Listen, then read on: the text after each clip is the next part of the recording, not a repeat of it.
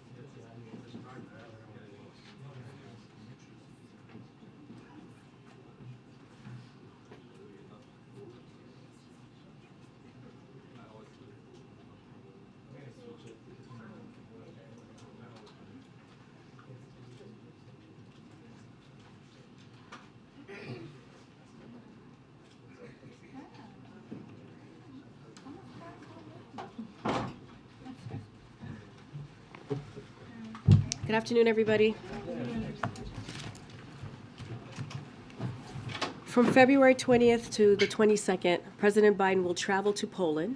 He will meet with President Duda of Poland to discuss our bilateral cooperation, as well as our collective efforts to support Ukraine and bolster NATO's deterrence. He will also meet with the leaders of the Bucharest Nine, a group of our Eastern Flank NATO allies, to reaffirm the United States' unwavering support for the security of the alliance.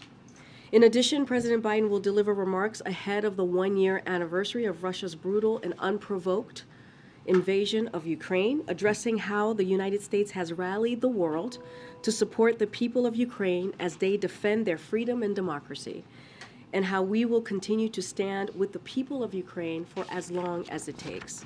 With that, my colleague John Kirby from the NSC is going to come up and share some words and take some questions. Afternoon, everybody. Just a couple things here at the top. I think you know President Lula from Brazil is here today. We'll be meeting with the president soon. He's looking forward to that discussion. Brazil is a key partner of the United States in a region that is also a critically important region and an ally as we work together to address common challenges throughout the world, quite frankly, not just in this part of it. The president has personal experience working with President Lula from his time as vice president, and they met several times and have had multiple calls. Of course, as you know, we've already held a number of high-level engagements since President Lula's election. President Biden called President Lula shortly after he was elected to congratulate him and begin identifying areas where the two countries could work together. National Security Advisor Jake Sullivan traveled to Brazil for meetings with then-President-elect Lula and members of his incoming administration. And Secretary of the Interior Deb Haaland led a presidential delegation to Brazil for the inauguration. And of course, following the January 8 attack on Brazil's democracy, President Biden was quick to call President Lula to convey the United States' unwavering support for democracy in Brazil. The two have had, or they will have, a packed agenda here today, discussing issues that are important to both of them, and as I said, to the region and to the world. That includes combating climate change, stimulating economic development, strengthening democracy, promoting human rights and inclusion, as well as managing irregular migration. Now, this meeting between the two leaders will strengthen the relationship between the United States and Brazil and will help set the stage for upcoming high-level engagements between our two countries. One more note before we jump into questions, and this is just an update on U.S. efforts to respond and to help provide assistance to the people of Turkey and Syria in the wake of those devastating earthquakes. We are ramping up our assistance to these earthquakes that have now killed more than 20,000 people in Turkey and Syria, including, that we know of, at least 8 American citizens. Now, this is a terrible tragedy, obviously, and our hearts continue to go out to all those impacted. We remain in close contact with our Turkish allies at every level of government, including, of course, a phone call between President Biden and President Erdogan. Yesterday, we announced that the United States will provide $85 million in life-saving assistance to provide shelter to the displaced, as well as food, medicine, and other desperately needed aid. In Turkey, a USAID disaster assistance and response team is already on the ground, and 2 of our most highly trained urban search and rescue teams are conducting operations in support of Turkish rescue efforts in Adıyaman, one of the hardest hit areas inside the country. These teams have nearly 200 personnel combined between them, specialized equipment and canine support dogs as well. They have been able to expand their operational reach with the support of U.S. military Black Hawk helicopters. And because of the extensive damage to roads and to bridges, ground transportation, I think you can understand, is pretty challenging. They'll continue to run airlift operations from Incirlik, transporting rescue personnel to sites that they are most needed to conduct operations.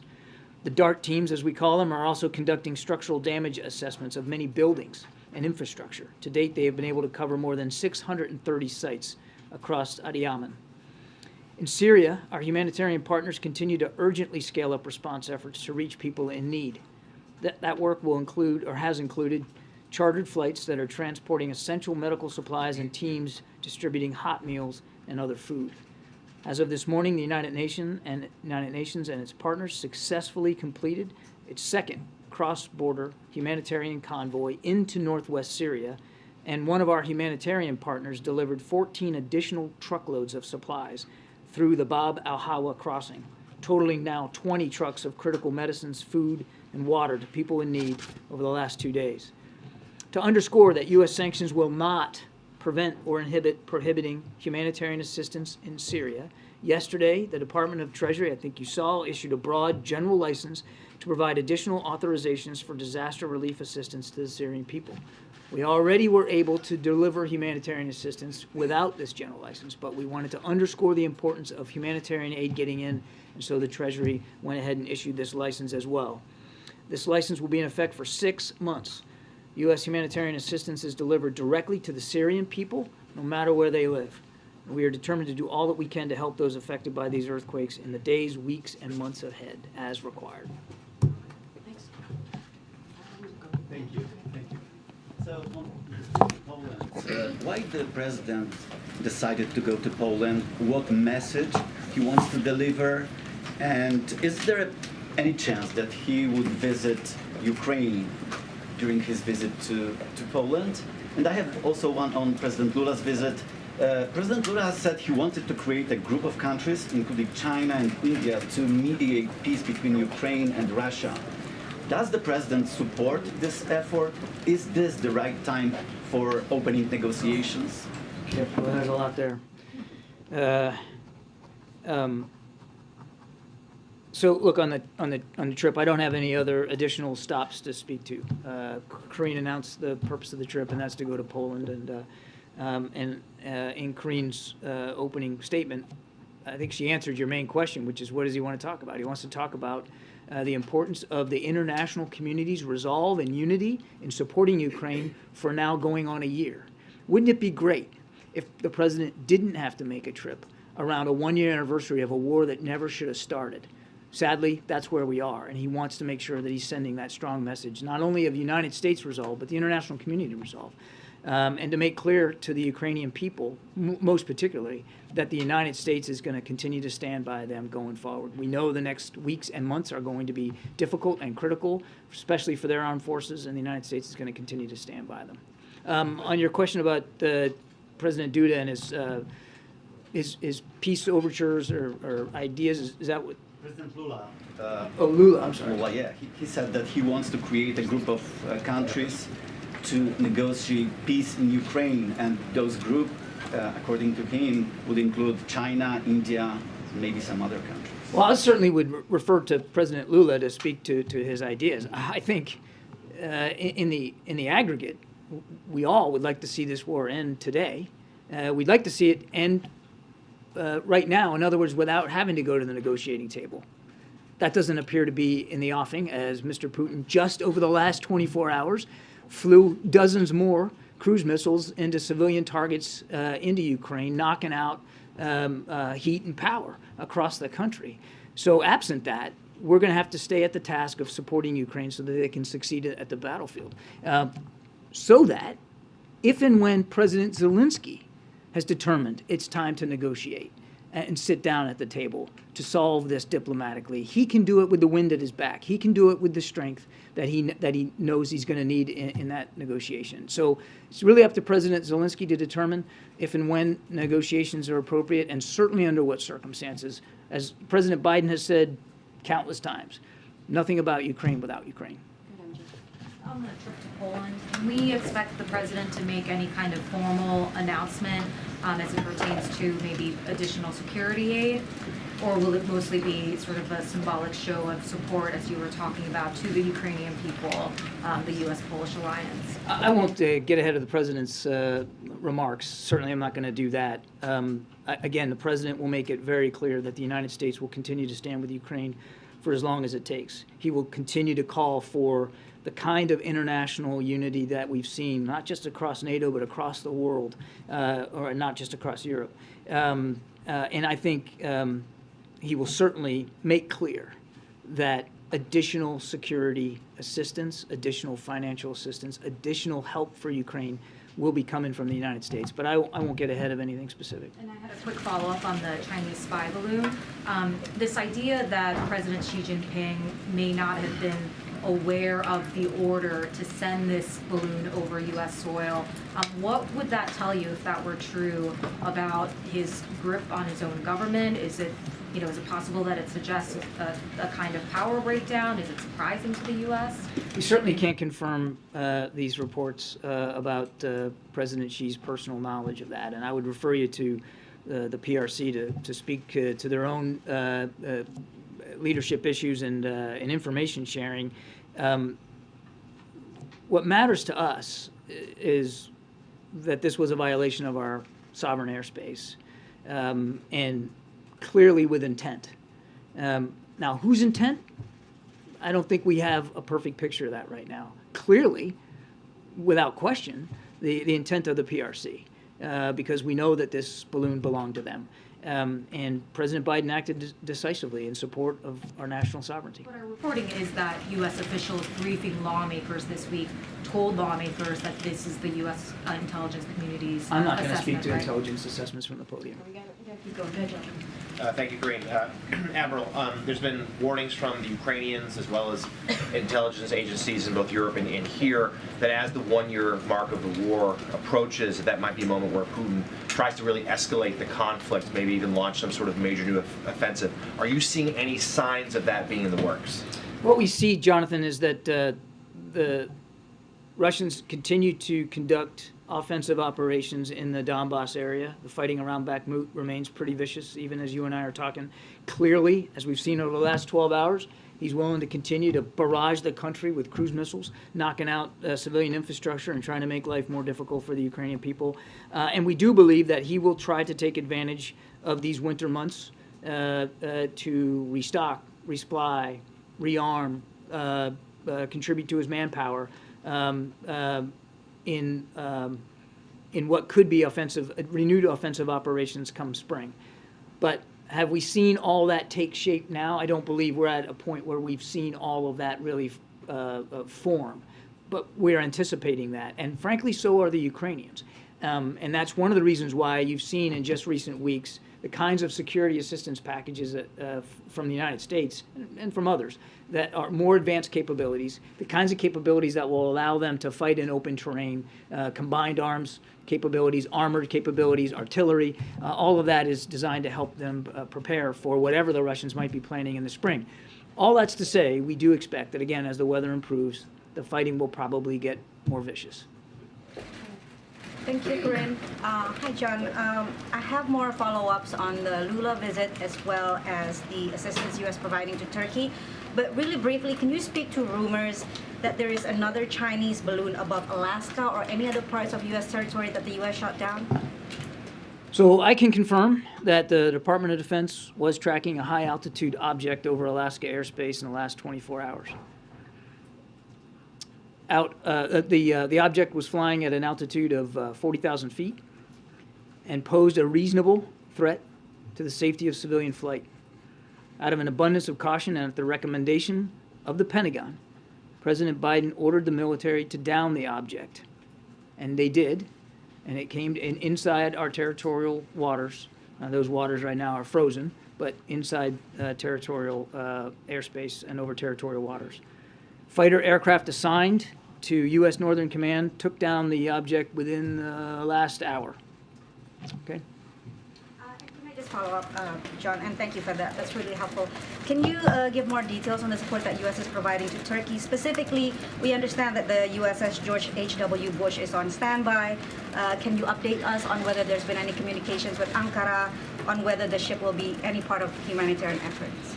I think I updated as much as I could right now. What we're doing is what I put in my opening statement. You're right that there are naval assets that are in the Mediterranean and under the command of U.S. Naval Forces Europe.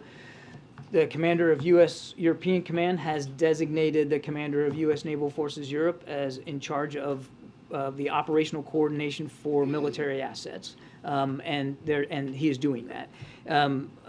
I cannot speak to any specific contributions by the aircraft carrier USS George H.W. Bush, but obviously there's lots of capabilities in the Mediterranean region that could be brought to bear. But we're working, and this is a really important point. We're working in lockstep with our Turkish counterparts here to make sure that what we're providing is what they need at the scale and the speed that they need, and not trying to overwhelm their system with unneeded material or unneeded capability. So there's, you talked about the Bush, but there's a lot of military capability on the continent under the European commander's authority that could be used. But again, we want to make sure that we're doing this appropriately through Turkish counterparts. Just really briefly on the visit by President Lula, can you speak about how... I'm going to come around, but she's still asking questions. I hear you. I hear you. Just the last question. Than I do. Go ahead. Just the last question. Can you speak on how Brazil can be a partner in monitoring irregular migration, specifically because Brazil has been a route for Africans coming to the U.S. Through Mexico? As I said, I would expect President Lula and President Biden to talk about the challenges of irregular migration. You saw the Vice President just this week holding a conference of some of our neighbors about this call to action to try to get at the root causes. And certainly we look and would welcome President Lula's ideas and perspectives on how we can get at the root causes of all the migration in this hemisphere. Thank you. When I hear news, I just get very excited. Fancy that. Yes. So can we just go back for a moment? So another aircraft of some sort, airship, balloon, something was shot down today. Who owns it? What were the circumstances? Was the president directly involved in ordering this? And is wreckage being recovered? Well, okay. So I'm going to try. Remind me if I forget something. Okay. Yes, the president absolutely was involved in this decision. He ordered it at the recommendation of Pentagon leaders. He wanted it taken down, and they did that. They did it using fighter aircraft assigned to U.S. Northern Command. The Pentagon will have more to say about the details of this later on this afternoon. It's only just within the last hour. We're calling this an object because that's the best description we have right now. We do not know who owns it, whether it's state-owned or corporate-owned or privately owned. We just don't know. We don't know. As I said, state-owned. We don't know if it's state-owned, and we don't understand the full purpose. We don't have any information that would confirm a stated purpose for this object. We do expect to be able to recover the debris. Since it fell not only within our territorial space, but on what we believe is frozen water, so a recovery effort will be made, and we're hopeful that it'll be successful, and then we can learn a little bit more about it. Was its appearance like the Chinese aircraft? No, it was much smaller than the spy balloon that we took down last Saturday. The way it was described to me was roughly the size of a small car, as opposed to a payload that was like 2 or 3 buses size, right? So much smaller, and not of the same, no significant payload, if you will. And lastly, is it now the policy of the United States that if unidentified aircraft are over U.S. territory, that it is likely the president will choose to shoot it The down? president will always act in the best interest of our national security and in the safety and security of the American people. Jackie, we're going to Thank you, guys. John, so the Pentagon ordered this new object be taken down over Alaska. The president ordered it. The president ordered it. So is it a fair takeaway then that the Pentagon regrets not taking down the first balloon before it crossed the entire U.S.? Well, I'm not going to speak for the Pentagon. I can tell you that the president doesn't regret the way that we handled the first balloon. That time first of all, apples and oranges here in terms of size. As I said, this was size of a small car, and it was over a very sparsely populated area, but also more critically it was over water space when we ordered this down, as we did the last one, but completely different size. And the debris field for this we expect to be much smaller than would have been for the other one. That's difference one. Difference two. We knew for a fact that the PRC balloon that we shot down last week was in fact a surveillance asset and capable of surveillance over sensitive military sites, and that it had self-propulsion and maneuver capabilities. There's no indication that this one did. The other one, the first one, was able to maneuver and loiter, slow down, speed up. It was very purposeful, that flight path inside the jet stream. That would suggest that maybe you should And- have taken it out over Alaska too, though. Well, look, the Pentagon's already spoken to this question about whether or not they should have or could have shot it down over Alaska airspace. I would refer you to, there was 2 hours and hours of testimony yesterday on that. On the communications, though, we still don't know, and correct me if I'm wrong, we don't know what intelligence or communications could have been collected or what devices they were targeting, as I understand it. So that being said, how can the president say it was not a major breach if we don't know that? What we do know is we knew the basic flight path of this thing, and we were able to take steps at sensitive military sites that we believed would be along the flight path to significantly curtail any intelligence ability that the Chinese could get from the balloon. Certainly curtail anything that would be above and beyond what they normally try to collect through other means. Go ahead, Zeke, and then we'll get around. Thanks, John. Was this latest object that was shot down within the last hour, was that detected based upon any information gleaned from the monitoring of the last balloon over last week, in terms of what you learned about that Chinese program that informed the decision to shoot this item down? I think I'd be careful saying that anything specific to what we've learned from that last platform. And we were able to collect some information from it while it was in flight. That was another reason why we let it traverse over land the way it did. But I would be I would not say that information gleaned from our surveillance of that surveillance balloon provided insights that permitted this detection and track. And as of this moment, are you convinced that you shot down, do you know what you shot down, that it wasn't just, a harmless weather balloon? That there was some motivation flying this over U.S. airspace, or is it truly? I think we're going to try to learn more. I can tell you it was an object. It was at 40,000 feet, and the predominant concern by the president was a safety of flight issue at that altitude. Remember the one that we shot down last Saturday? It was at 65,000+ feet. So no threat to civilian aircraft. This one at 40,000 feet could have posed a threat to civilian aircraft, and it did not appear to have the maneuverable capability that the other one did. So, virtually at the whim of the wind.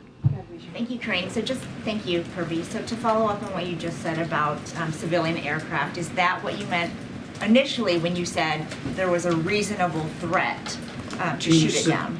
Yes, my exact words were reasonable threat to the safety of civilian flight. Okay, and given what you said earlier about intent with regard to the Chinese spy balloon, does the U.S. give any credence to the Chinese argument that the balloon accidentally veered off course and ended up where it did? You're talking about the one from last week? Yeah. Say that again, or was it? Does the U.S. give any credence to the Chinese argument that this thing accidentally veered off course and ended up where it did? No. So, was it targeting specific places? Was it targeting military sites? What we know is that the flight path it executed took it over sensitive military sites. What we also know is that it could maneuver, that it had propulsion capability and steerage capability, and could slow down, speed up, and that it was on a path to transit over sensitive military sites. Thank you. Thanks, Admiral Kirby. On the latest object, you said it did not appear to have the maneuverability capabilities that the Chinese spy balloon have. Did it have any maneuverability, or was it flying on its own? At this time, all I can tell you is it did not appear to have the ability to independently maneuver. We'll attempt recovery, and we'll see what we can learn more from. And then just one more on the Chinese spy balloon. We're reporting that the U.S. is about to impose export controls on Chinese companies that are believed to have been involved in that balloon surveillance program. Can you confirm that and say when the administration might impose those export controls? I'm not in a position to confirm those reports right now, and I'd refer you to the Department of Treasury.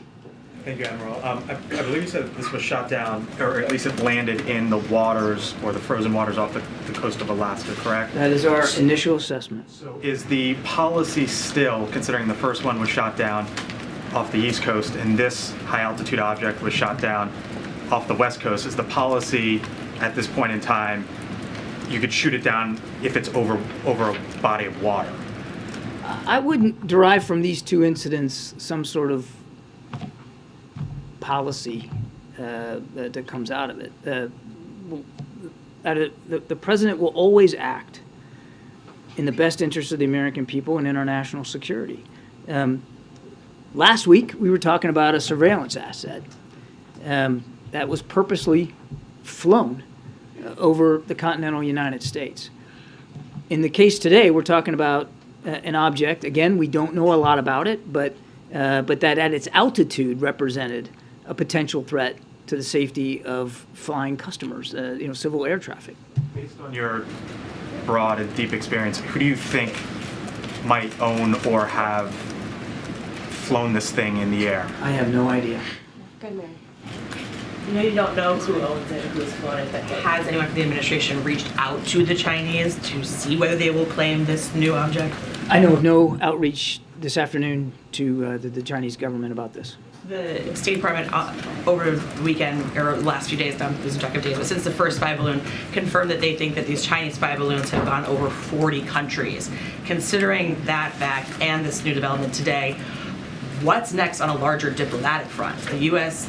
talking with allies about how to police the skies, about how to bring this to the UN to figure out what to do? We are talking to dozens of nations who we know have been overflown by Chinese surveillance balloons, part of this program that the Chinese have invested in, to share with them the context and information that we've learned by the forensics we've done since we came in office about this particular program. And I would remind you that we briefed Congress in a classified setting back in August about this. This is not something we haven't been trying to learn more about.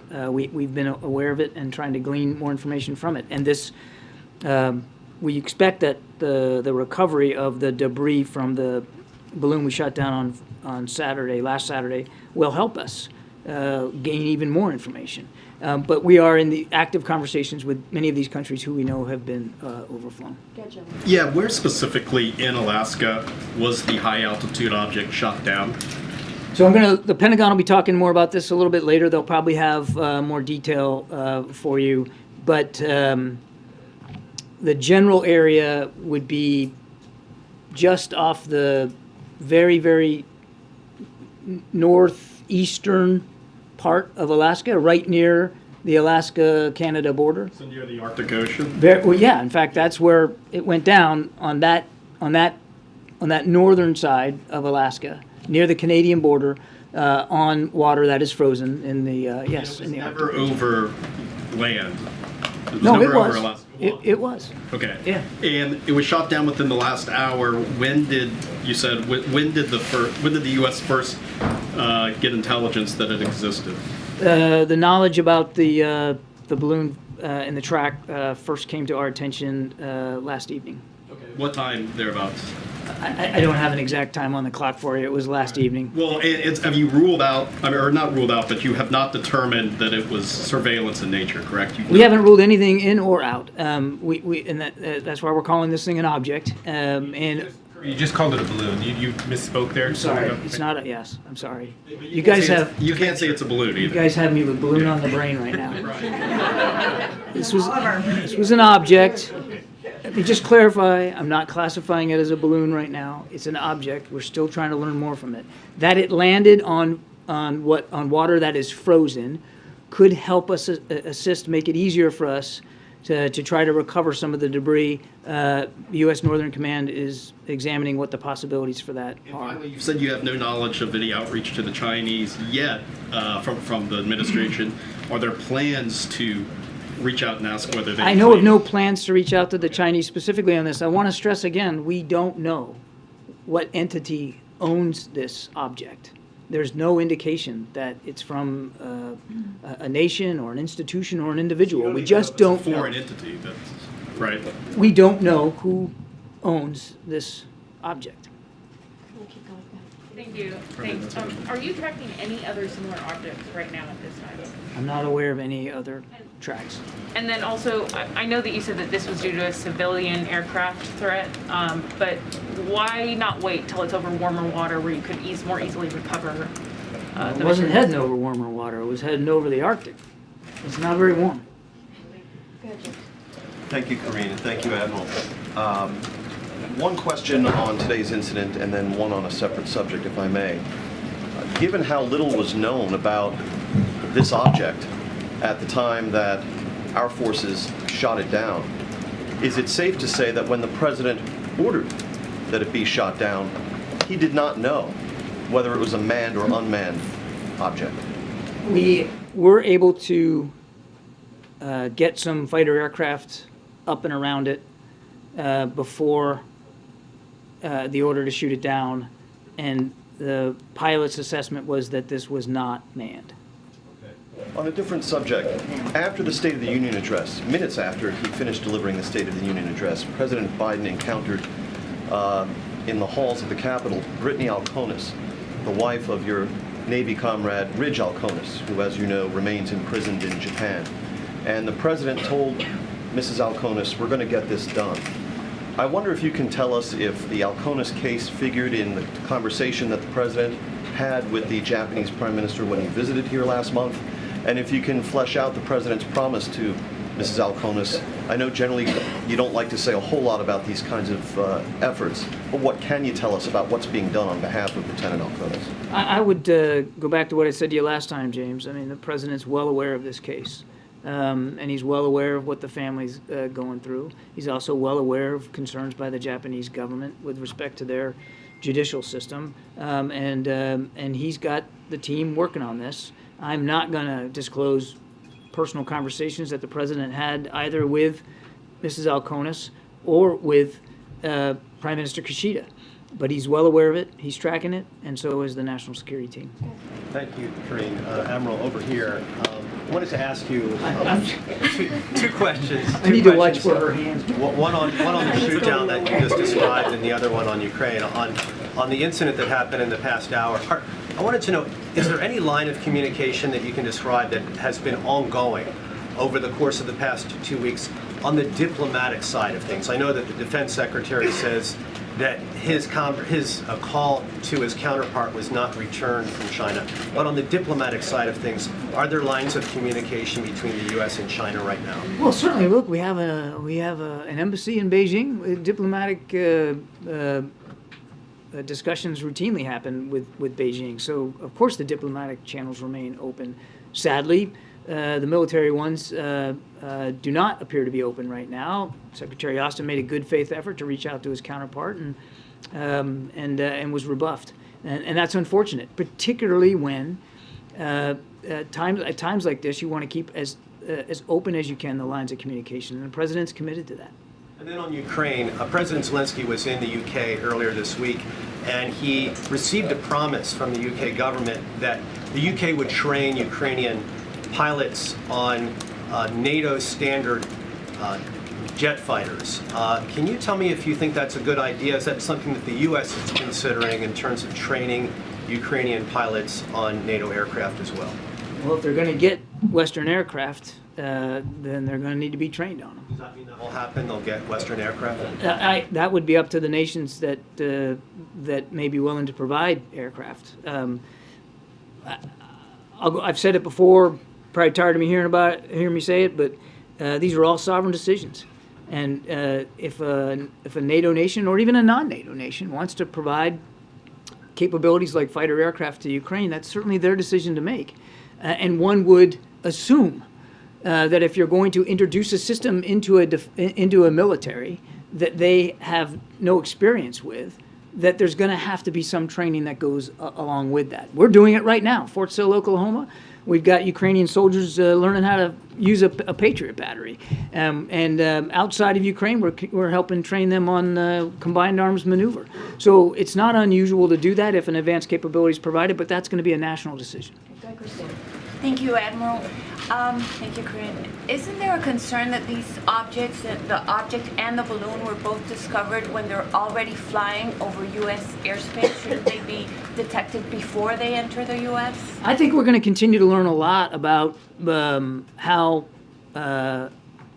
these things are or can be detected in a better way. You heard the Northcom commander talk about certain gaps that he felt he had in his domain awareness. So from this incident last week, we'll certainly learn about the capabilities of that surveillance asset, but we also expect to learn more about our own processes and our own systems for detection and tracking. I don't want to get into exactly how this one was detected, but I can assure you that we're going to continue to try to improve our own knowledge base with respect to these systems. Just one more quick question on the object. Can you say anything about the proximity of it and its flight path to the sensitive oil fields near Prudhoe Bay? And was there any threat at all at any point to that equipment in that region of Alaska? I'd refer you to the Pentagon for more detail about the track. Again, this just all happened within the last hour, so I don't know what the proximity was to oil fields. And your second question was? Oh, it was just about the sensitivity, the oil fields, basically. Well, again, we just don't know what this object was. We don't, it'd be difficult for me to point to a threat or a specific concern such as oil fields when we don't really understand what this object was doing. And then I just have one more quick question on the Russian, completely different topic. The Russians have said they're going to cut oil output now. What is the U.S. response to that? And will you reach out to OPEC to ask them to sort of compensate the difference so that the price of oil doesn't escalate at a time when you're just starting to see inflation? Once again, Mr. Putin's willing to weaponize energy. This move, if it proves to be true, it doesn't come as a big surprise as a reaction to the price cap, and it just shows you the lengths to which he's willing to use resources like energy as a weapon. What the United States will do, have done, continue to do, is work with allies and partners to make sure we can better balance supply and demand and try to meet that need. It's important. We still believe that Mr. Putin not be allowed to profiteer in an inappropriate way off of the oil he puts on the market so that he can then fund his military in the field. I don't have any diplomatic outreach to speak to today. We're going to continue to talk to allies and partners. Certainly OPEC falls in that category, but I don't have any specific conversations to talk about. Thank you, Karine. Thank you, John. I have two questions. China is claiming ownership of the balloon, and China said that they will take legal actions. Will you send the balloon back to the China? There are no plans to send the debris that we are recovering back to China. We're going to pull it up off the bottom of the ocean, and we're going to learn more about this capability. Second question, Iran is building a drone factory in Russia, and North Korea is receiving military drone from Russia. How do you view armed cooperation between North Korea, Iran, and Russia? I can't confirm those specific reports, Janie, but I was up here not long ago talking about the burgeoning defense relationship between Iran and Russia, which is not only not good for the people of Ukraine, it's not good for the people of the Middle East, because it'll flow both ways, and Russian capabilities could very well end up in Iranian hands. And I would say the same about North Korea. We know, I got up here and showed you pictures, we know that they're providing ammunition to Russia, artillery ammunition specifically. And again, that's not only not good for the people of Ukraine, it's not good for the Korean Peninsula and the region there, that Russia and North Korea could be, again, developing a deeper defense relationship. Thanks, John. Just a few more on the object. You said it was discovered last night. Was it flying consistently at an altitude of roughly 40,000 feet that entire time? Roughly, yes. Were there any, given that, were there any sightings that you're aware of by airmen, civilian No, aircraft sir. operators? No. No, sir. And can you, just to nail it down, can you tell us when the president gave the order to shoot? Gave the order to shoot it down this morning. Again, just keep following up on the same topic.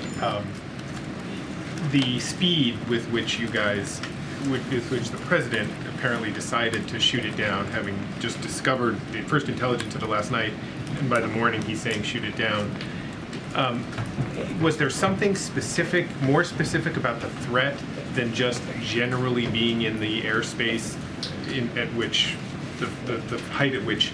The predominant reason driving the president's decision was the safety of flight issue. I understand it was, but there had, I mean, that's a really big area up there. It's not all that many planes. It's not like it was in the middle of the Northeast corridor or something. Is there no way in which you guys could have said, hey, airplanes, like, steer clear of this area until we know better what this thing is, because we're, I mean, in other words, was there some reason why? The president wasn't willing to take that kind of a risk in time, because this thing did not appear to be self-maneuvering, and therefore at the mercy of prevailing winds. It was much less predictable, and so the president just wasn't willing to take that risk. Thank you. You mentioned that there were fighter aircraft who were able to determine that it likely was not manned. Were those fighter aircraft able to determine anything else about it from up close that they wouldn't be able to find out otherwise? They worked really hard to try to get as much information as they could about this object. Given its size, which was much smaller, and the capabilities on the fighter aircraft themselves, the speed at which they were flying, it was difficult for the pilots to glean a whole lot of information. Not like we were able to glean off the balloon, not the other balloon, the balloon. Thank you, Michael. Because we also had several days to track that. So there was a limit to how much they could divine. Also, it was detected at night, and so the first engagement by fighter aircraft late last night was, again, difficult for them. It was a small object, and these are fighter aircraft flying at pretty high speed, and the ability to glean a lot of information was limited, which is why they did another flight earlier this morning to see if we could get more. I mean, they did the best they could, but again, the speed and the conditions up there, as well as the size of the object, made it a little bit more difficult. Just to confirm, there was a flight last night to do some surveillance. Yes. That's right. There was at least two that I know of. Again, the Pentagon will probably have more detail, but at least two. There was last night, a couple of fighter aircraft surveilled it, tried to glean as much information as we could about what it was, so we had a sense. And then another such flight today, and of course that flight ended up, in a shoot down. Sorry, just one more question. We're running out of time. From the White House podium, do you have a message for whoever is responsible for this aircraft, or anyone who may have similar aircraft, about what the White House response should be? I'd rather than sending some sort of message in that way, I would just tell you that we're going to remain vigilant about our airspace. We're going to remain vigilant about the skies over the United States. And as I said earlier, the president takes his obligations to protect our national security interests and those of and the safety and security of the American people is paramount. And he's always going to decide and act in a way that is commensurate with that duty. That's the real takeaway here. Okay, way in the back. Did the U.S. ask Brazil to block Iranian warships from docking in Rio, and if so, why? We did not ask the Brazilians to block that. Those ships are sanctioned ships specifically, and we don't want to see them dock anywhere in this hemisphere. And we've been very clear about that. But there was no specific ask made of Brazil. That's a sovereign decision that President Lula has to make. I wanted to follow up on a question I asked you in September. In light of the Chinese spy balloon incident, does this administration consider Chinese land purchases near U.S. military bases a national security threat? We are always concerned about potential foreign collection near or around our military sites. And you're right. Last week is a good example of that. We take that seriously, whether that's terrestrial related or whether it's from the air. And I think I'll just leave it at that. Would you be working perhaps with Congress to put in place legislation to prevent that kind of We are ownership? always willing to work with Congress to address our national security interests and threats as best we can. Karine, thanks, Karine. Thanks, Admiral. So, all right, thank you, Karine. Admiral, just real quick, is there a timeline for recovery of this object? You'd have to talk to the Pentagon. I don't know. Again, guys, this just happened within the last hour and a half, and they're still assessing where this thing landed and the degree to which they can get to it. And on the Poland visit, I know in the statement that you put out, Karine, it says that the president is going to meet with leaders of the eastern flank NATO countries. Are any other European leaders, NATO leaders, expected to join the president on this trip? We're still putting the agenda together. The predominant reason to meet with them, the Bucharest Nine, as you call it, is to really talk to those nations who are literally on the eastern flank of the NATO alliance. But I can't rule in or rule out that there may be additional attendees or additional meetings that the president might have.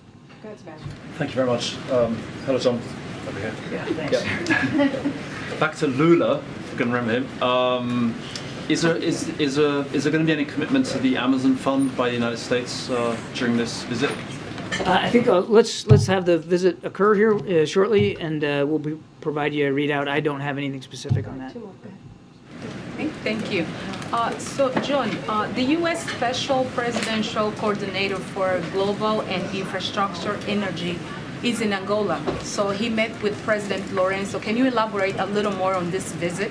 I don't have any information on that. We'll take the question and see if we can get you a better answer. Just a quick one on the timeline. Was the president briefed on the object last night when the track first came to the administration's attention? He was. He was as soon as the Pentagon had enough information to provide him, they did that. Last question. Ukraine. Thank you, madam. Thank you, John. As far as Russia's war against Ukraine is concerned, 1 year now, does President believe that when Prime Minister Modi of India told President Putin to stop the war, and this is not the way that this time that war should go like this, and you think there is still time for Prime Minister Modi to stop the war or convince President Putin? I think there's still time for Mr. Putin to stop the war. I think there's still time for Mr. Putin to stop the war. Prime Minister Modi can convince? I'll let the Prime Minister speak to whatever efforts he's willing to undertake. I want to stress it again, Goyle. I mean, certainly the United States would welcome any effort that could lead to an end of hostilities in Ukraine that are in keeping with President Zelensky's objectives and his leadership, his determination of what is acceptable to the Ukrainian people. Nothing about Ukraine without Ukraine. So President Biden has said this, gosh, dozens of times. We think this war could end today, should end today. The single person responsible for what the Ukrainian people are going through is Vladimir Putin. And he could stop it right now. Instead, he's firing cruise missiles into energy and power infrastructure and trying to knock out the lights and knock out the heat so the Ukrainian people suffer even more than they already have. He could end it right now. And since he's not willing to do that, clearly, we've got to make sure we can help the Ukrainians succeed on the battlefield so that when President Zelensky determines it's time to negotiate, and he's the only one that can make that determination, he can do it with the strongest hand possible. And finally, sir, 1.4 billion people in India are waiting for President Biden to welcome. When is the next trip? I don't have any travel, other than the travel that Karine talked to today, I don't have any travel to announce. Thank you. Thanks, guys. Have Thanks, a good Admiral. weekend. Thanks, Admiral. Okay, now for the boring part of the briefing. We just have a few minutes, guys, so we don't have a lot of time. So let me just go over the week ahead. So later today, as you all know, the president will hold a bilateral meeting with President Lula of Brazil. Tomorrow, the president and the first lady will welcome governors and their spouses for a black tie dinner at the White House. The vice president and the second gentleman will attend. On Tuesday, the president will deliver a keynote address during the National Association of Counties at the Washington Hilton Hotel, and we'll certainly have more to share on the week ahead in a day or two. And finally, there is a bittersweet day for us, a bittersweet moment for the communications and press teams and all of us here at the White House. I've gotten to know Kate Bedingfield as a colleague and a friend, being in the trenches together and representing the president's agenda together. I've actually known Kate since 2007. That's a whole nother story. But Kate has been fighting this fight on behalf of the president since long before the campaign was launched, going back to when she was his communications director as vice president.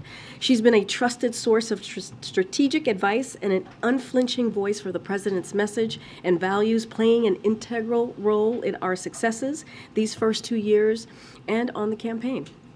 She's also a pillar of this team, which she helped build as the deputy campaign manager across the primary and general elections. I understand that after a certain previous occupant of this White House, whose name will be nameless, but as you know who this person is, he got angry and yelled and said, quote, "Biden has a team of killers. All I've got is a defense." Okay, that was in the campaign. That was the campaign communications team started calling Kate and the captain of the team killers. That doesn't surprise me at all, because if there's one thing Kate is, she is a leader. We're very sad to see her go, but no one has earned some time with their children, spouse, and dog more than Kate. And I look forward to welcoming Ben LeBolt. As you all know, he has been announced to replace Kate as communications director back to the White House. Ben has had a top role, communications role, on the last 3 successful Supreme Court nominations by Democratic presidents. We all got to work with him closely when he was the head of communications for the confirmation of now Justice Jackson, and we're glad that he is coming back to be a more permanent part of the team. I've known Ben for many years, including both Obama-Biden campaigns and the Obama-Biden White House, where he worked on climate change and civil rights. I was happy to reconnect with him when he took over communications for nominations during the transition, helping advance the case for the most diverse cabinet in history and for a host of groundbreaking sub-cabinet positions as well. He brings a cutting-edge understanding of modern communications to the table, and I know he'll fight hard for the president's agenda in the upcoming months and years. I also know that Ben is making history. As you know, we believe here in the Biden-Harris White House that representation matters. He will be the first openly gay communications director, which is very, very important indeed. Okay, with that. Zeke. Could you just, the latest on the president's trip to Poland didn't say where he would be going in Poland. Could you let us know cities? We will have more to share as we get closer to the day. We just wanted to make sure that you all had the information that he will be traveling during the dates that I laid out, the February 20th to the 22nd, and we'll certainly have more to share. Briefly, a different topic. Last night, was reporting the former vice president was subpoenaed by the special counsel Jack Smith as a result of some of the investigations of the previous administration. That obviously raises a bunch of privilege concerns. Would the president waive executive privilege for the former vice president's testimony before a grand jury, or it seeks out? I'm just not going to, as you can imagine, not going to speak to this. I'm just going to refer you to the Department of Justice. Okay. Oh, nobody has a question. I can leave right now. Karine, thank you. A new Inspector General report accuses the architect of the Capitol, Brett Blanton, of a bunch of things: widespread misuse of taxpayer-funded government vehicles, misleading information to investigators, impersonating law enforcement. That's in addition to making the decision not to go to the Capitol on January 6, 2021, which outraged Democrats and Republicans. And the president is the only person who has the authority to fire him. Is that something he's considering? So obviously, we're taking this very seriously, and we're seeing the reports as well, as you know, and we take any advice that the members of Congress or any action that they want to take very seriously as well. I just don't have anything for you at this time to speak to on that particular matter. Okay, Justin. The House passed on a bipartisan basis, overturning DC's new criminal code and also a law that would allow non-citizens to vote.